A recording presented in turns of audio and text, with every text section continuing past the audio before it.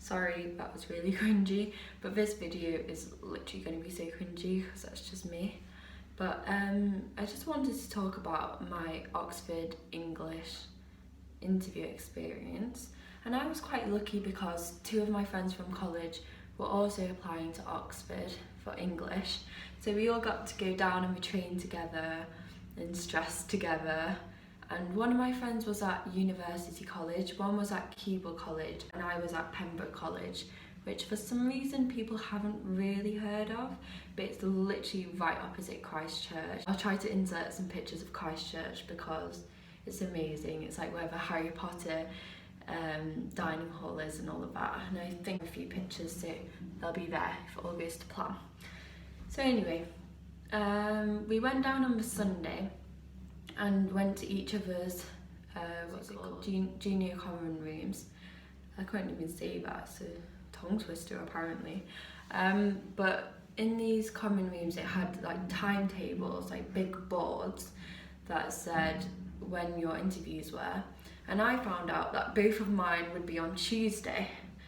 And I had mixed feelings about this because half of me was like, yes, because I was so underprepared.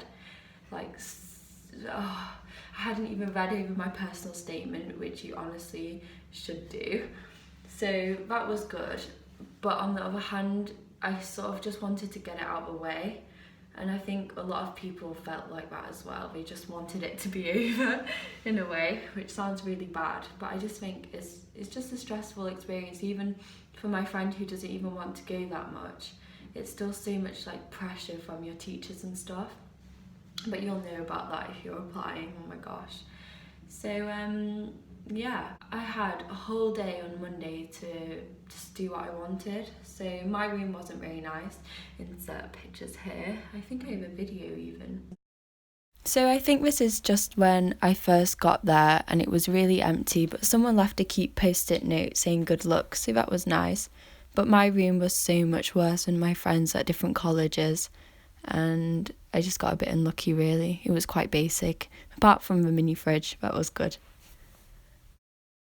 I didn't want to spend too long there, so I just spent maybe like 2 hours in the morning after breakfast, which was between 8 and 8:30, 8 and 9, I can't remember even. But yeah, I spent 2 hours looking over my personal statement, reading, and then I went to look around Oxford. I just got to meet my friends when they didn't have interviews. And then in the afternoon I went to Starbucks. I wanted to go to some, you know, not a chain place, but I literally went to all the cafes and all of them were just packed. So yeah, I went to Starbucks, literally just read some War and Peace because I was pretentious and put War and Peace in my personal statement. And then in the afternoon, my boyfriend came for law at Christchurch, so that was quite fun actually.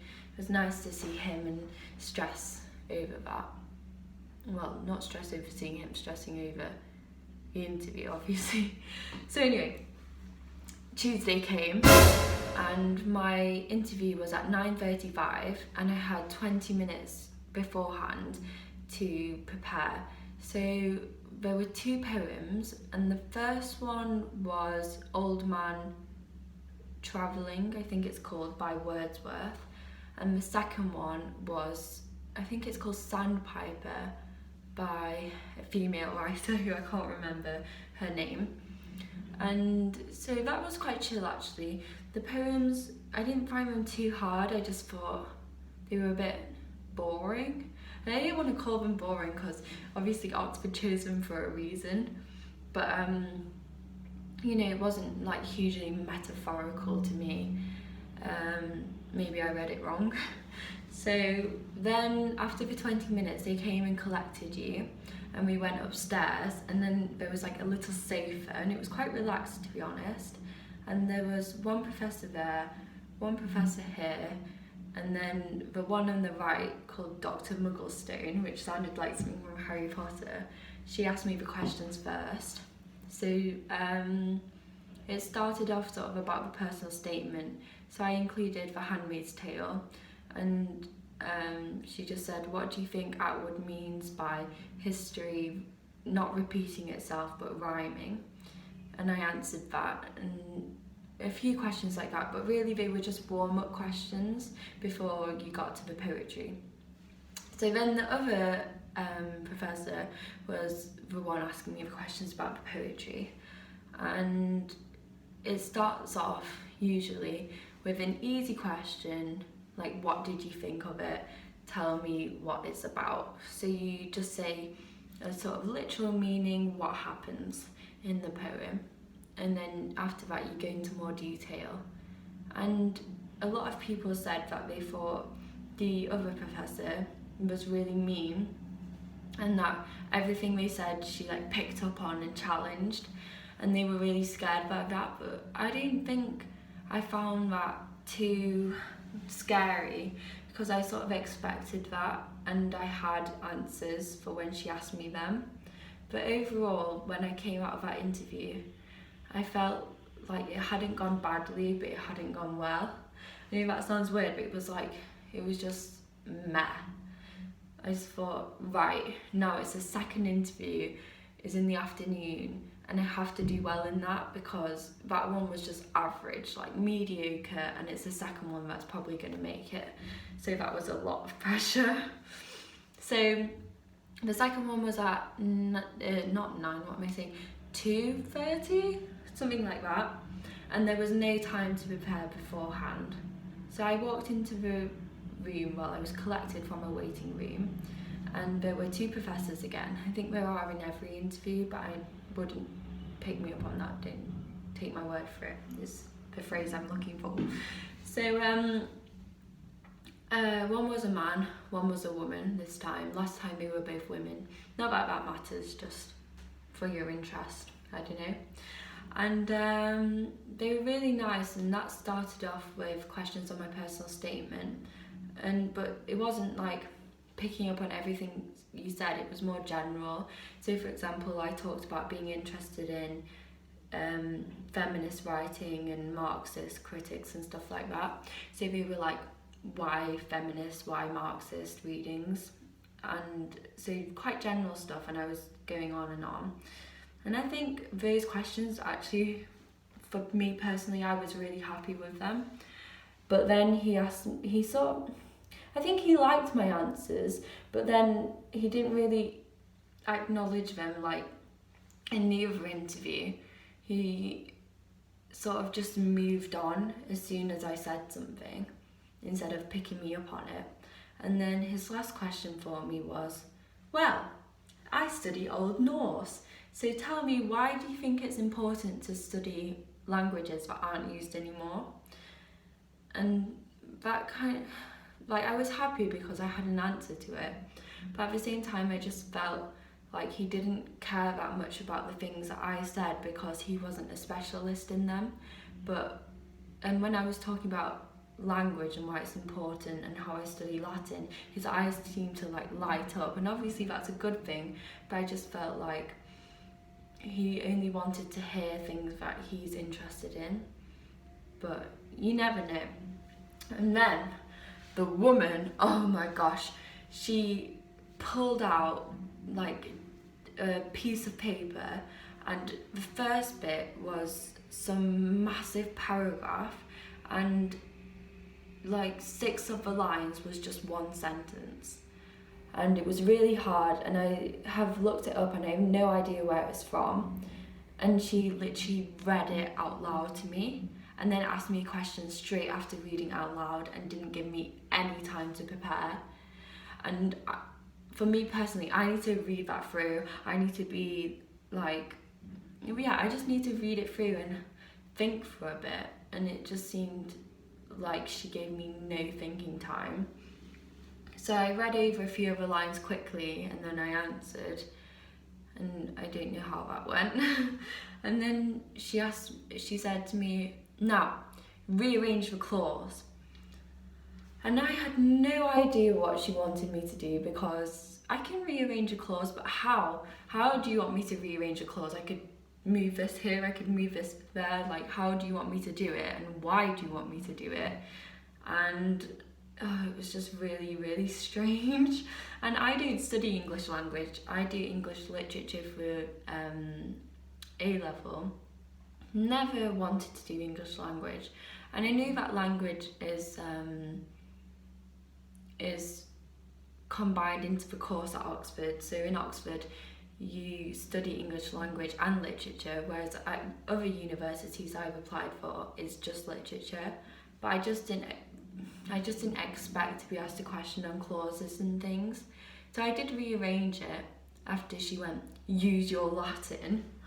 Like, oh my gosh, using my Latin against me. That was, I don't know, I guess she was just trying to help me, but it frustrated me a bit. And then she asked me another question, I got the wrong answer, and she said, no, that's not right. And I gave another answer and she said, no, let's move on. And the next one was, I'm really sorry I didn't search it for you, but I think it was Sonnet 94 by Shakespeare. And that's the hardest Shakespeare sonnet according to a website I saw. So, you know, it was hard. And I read it.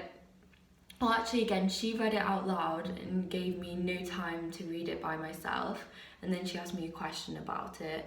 And the question was focused on just one line. And that was really frustrating for me because I'm more interested in, you know, poetry as a whole. And also in the last interview, they let you have it, you know, tell us what you think the poem is about overall. Tell us what you thought about it. But in this interview, she went straight into just one line and language, grammar. And I found that really hard. And she told me it was a sonnet. And she told me what sonnets convey, and I was just thinking no inside my head, because the only thing I could have said about it was that it was a sonnet and what sonnets convey. And I feel like if I'd been less panicked after the first one, then I would have read it and realised, oh, it's a Shakespearean sonnet, and then I might have realised, oh, it's probably by Shakespeare because of the language and everything. But I just didn't think to check really about what sonnet it is because I was just so stressed and everything. It's just stressful thinking about it, to be honest. So yeah, that one went really badly and it was so annoying, and I was crying for like 2 hours afterwards because I could have cried in the actual thing, but obviously I didn't. But at the end I did say, oh, that was so interesting, I wish I'd had more time to properly understand it. And she said, like, in a nice way and sort of in a jokey way, it would take me 5 days to properly understand it. So that was nice, but then I said something else and I should have just left it by then. And she said, well, everyone's in the same boat, aren't they? and yeah, that really sort of put me down. But yeah, I had a good cry to my friends on the phone because by this time, because they had their interviews on Monday, they got to go home on Tuesday, whereas I had to wait a whole nother day till Wednesday to see if I'd get pooled, which is when you get sent to a different college for another interview. The next day, I went to the junior common room after breakfast and found out that I didn't have another interview. And to be honest, most people didn't have other interviews. No one I know got another interview, a third interview. So I was happy about that because at that point I was like, I just want to go home. I was so done with being in Oxford. It was a really nice experience and I met lots of really nice people, but at the same time it was really stressful and my room wasn't nice. And then by that time I just thought, I'm not getting a place. I really just don't want to waste any more of my time when I could be at college, and I need to be at college doing work, to be honest, because I'm probably not going to do well in my A-levels. I was really ready to go home, so it was really relieving, and I just had a nice morning, packed my things, ate lunch and left. So yeah, that's my Oxford interview experience for English, and I don't think I really have anything else to say, but I'll probably do more videos about like my application, so the ELA exam, my personal statement, my predicted grades, what other unis I've applied to and why. I can do that video if you guys want. So yeah, bye!